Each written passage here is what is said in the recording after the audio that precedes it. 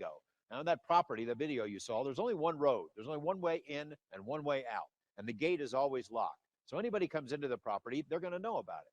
Well, suddenly they see in the third homestead, the 3 homesteads in the property, they see these what look like headlights coming toward them. Or they think that maybe it's a Winnebago that somehow got stuck out on one of their pastures. Oh, gee, we'll go down and help the guy. They start walking toward it, and then the lights start coming in their direction, start moving toward them. And then the lights start moving up and over the trees and gone. Then they started seeing these flying refrigerators that generated these huge beams of light and made these loud noises like metal banging on metal. Tom and Ellen had a daylight sighting of a classic silver disc, a classic flying saucer, except this one seemed to generate an intense emotional response in them as they watched it. They were not afraid, they were elated, like almost giddy, way out of proportion for what was happening to them at the time. It kind of an induced emotional state, and they would come to see this many more times. There were others that looked like F-117 stealth fighters, but they had these multicolored, like flashing Christmas lights around the side. And they would hover over the property, not making a sound, and then just boom, disappear. And then the orbs came. At first, they were these little white lights flitting around in the darkness and in the trees and above the grass. And then they were followed by the red orbs that proved to be much more aggressive, since they often flew into the cattle and scatter these herds. They would just run away in abject fear. And then these larger orange orbs that generated this intense light. But these orange things that looked like they would hang in the sky, and they were like a sun. And then on occasion, Tom would watch them through binoculars or a telescope, and he would see things flying in and out of them. He even on one occasion reported that he could see another sky on the other side, as if this was some sort of a portal to somewhere else. Then came these blue ones, the blue meanies. Ruthless, manipulative, and as the family would learn, violent, confrontational, airborne menaces. These things they also seem to generate an emotional reaction, not only in people, but in animals. These things would fly among the horses, scare them just out of their mind. And then Tom and Ellen would try to come to the rescue. They'd get anywhere near these things. They looked like a size of a softball, glass encased, but with some kind of a bubbly, boiling-looking liquid inside. And they initiated this fear that just literally dropped them to their knees. Fear way out. Now, they'd already been through all kinds of stuff on this property, but these things did something to them that seemed to induce an emotional state. And in fact, we've theorized since that maybe it seemed to feed off of it. Now, I guess it could be some advanced military project or something, but if we've got something that could do that, it'd be a mighty effective weapon system to have. And I just have never heard about us developing something like that. Another UFO that made occasional appearances was this black triangular craft, as I mentioned, like the F-117. There was one incident where, maybe this is too complicated to get into, but Tom is out of town on an out-of-town business trip. The wife is at home. She sees one of these things land. It follows her at the gate, and she's petrified. She runs into the house. She's by herself. She locks all the doors. A little bit later, she sees this big, bright light out on the pasture. She cracks open the window, and there's this UFO sitting on the pasture, sitting there, and a door is open, and it looks like there's a desk inside this thing. It's like an office. And I know this is weird, but these are pretty reliable people in our view. It's a desk, and this guy walks up to the desk. Looks like he's 9 feet tall, wearing like a black military uniform with a hood, and he sits down at the desk and stares in Ellen's direction. She closes the window, then opens it a little bit later. It sees her, gets up, walks outside, and walks out into the pasture, and now she's panicking. She closes the window, again checks the locks on the door. She calls her husband. He drives a couple of hours to come home. When he gets there in the morning, this thing is gone, but they found big, heavy boot prints out there where the thing had landed. Weird stuff. Some other incidents that don't easily fit into any category that we know. During the same period when all these assorted lights and craft are zipping around the ranch at night, Tom Gorman made an unusual discovery out in the third homestead. Someone had dug up these big chunks of the ground, taking big scoop marks, 8 or 9 different spots, probably 200 pounds of soil in each instance, and just scooped it up for whatever reason, like with a cookie cutter. And again, there's no way to get in there. You can't get a backhoe in that property without him knowing about it. Why they did it, what it was, he didn't know. At that point, he just about had enough.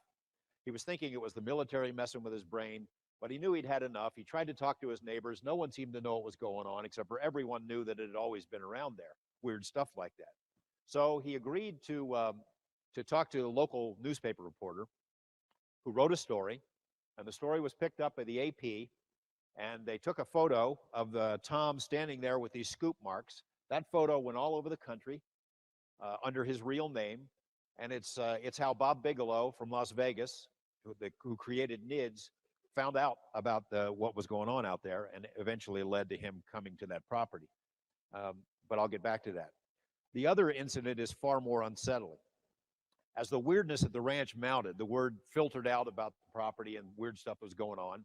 And one day this guy shows up, big mountain man, Grizzly Adams looking guy with the long hair, told Tom at the front gate that he'd been drawn there for some reason. He'd been drawn there. He'd driven hundreds of miles. He had to meditate on the property.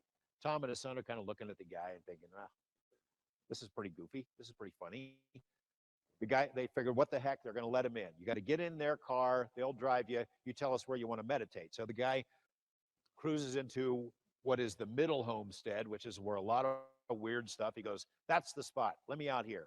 So the dad and the son they're leaning on the truck watching this guy. He goes out, opens his palms. He's looking at the sky and chanting and whatever meditation is involved with. And they're watching, they're kind of giggling at him. And then they hear this sound. It's like a cowbell sound. And they hear it faint out in the bushes. And then they're looking. He's oblivious to it, but they're looking and they see something moving in the brush line. It's kind of opaque, like you've seen that Predator movie where it's kind of camouflaged. It's moving in there. It has no distinct shape, moving around, and then comes out of the bushes up to this guy, 1 foot away from him, 8, 9 feet tall, whatever the heck the thing was, and roars like a lion kind of roar. You can hear it for miles. This guy jumps out of his skin. He jumps straight back, falls on the ground, and then this thing, poof, it's gone. Well, he's standing there. He's laying there shaking. He's not getting up. So Tom comes over to help him up, and he's just petrified. He helps him up, and he won't let go of the rancher. He practically carries him back to the truck, and he's absolutely terrified. He swears it's the devil or something like that. They drive him off the property, and he leaves with some epithet of to the effect of that this is the devil living there. Well, as an aside, I don't know what the heck that thing was, but as an aside, during my first visit to the property, that second homestead, that middle homestead, is where a lot of weird stuff happened. Cattle mutilations, animals incinerated. So they decided that maybe if I had a certain inherent weirdness quotient, that they'd do a little experiment. So they put me on a plastic white chair in the middle of the night and left me there. And then they went a couple of 100 yards away, and I think they were probably drinking beer or coffee or something like that, and had cameras to set up, not to help me or anything, but to see if something came and got me.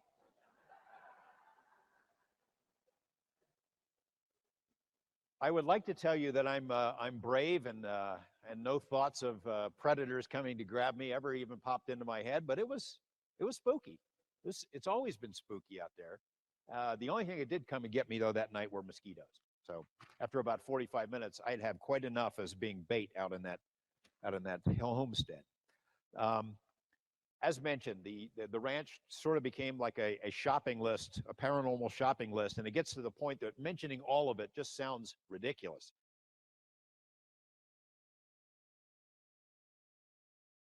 She saw this standing on 2 legs, a wolf creature, a wolf standing in her yard, its paws crossed like this, leaning on a tree, staring back at her.